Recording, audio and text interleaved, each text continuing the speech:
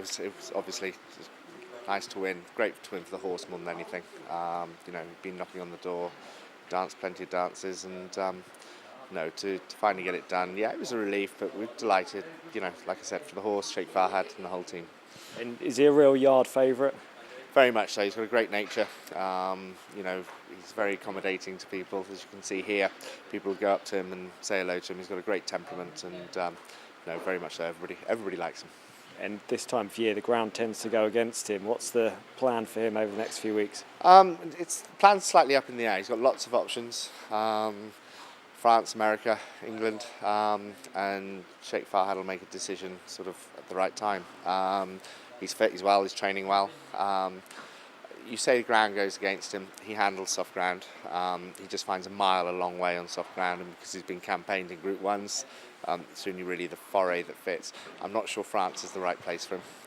He's been over there several times and he hasn't really performed to his best, so we'll probably look at one of the other options.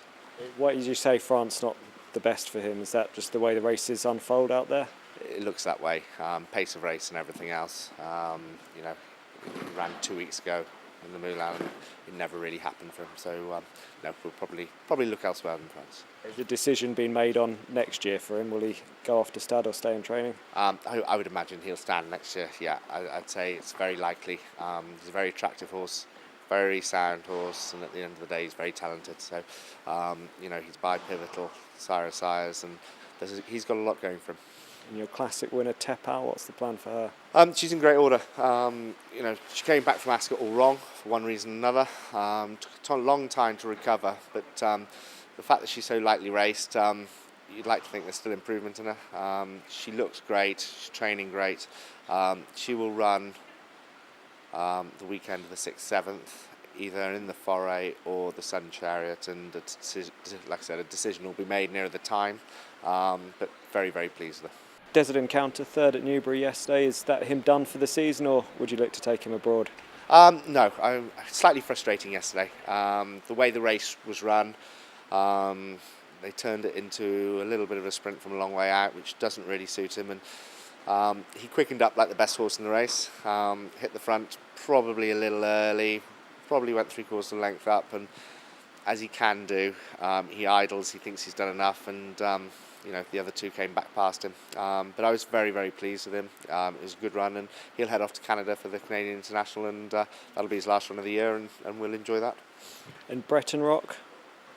He's run two very, very good races this year, but he's not getting any younger. And foolishly, I ran him back a week later after the Hungerford, which was a wrong move. I've never done it before, and he's probably run below par the last twice. He's got one more option in the challenge. That'll be depends how he is and how he's training. But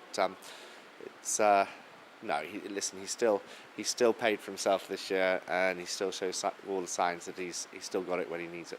And what about Sheikhzayedroad? So Sheikhzayedroad had a blow away the cobwebs in the Doncaster Cup. He runs in the Rose Bowl this week.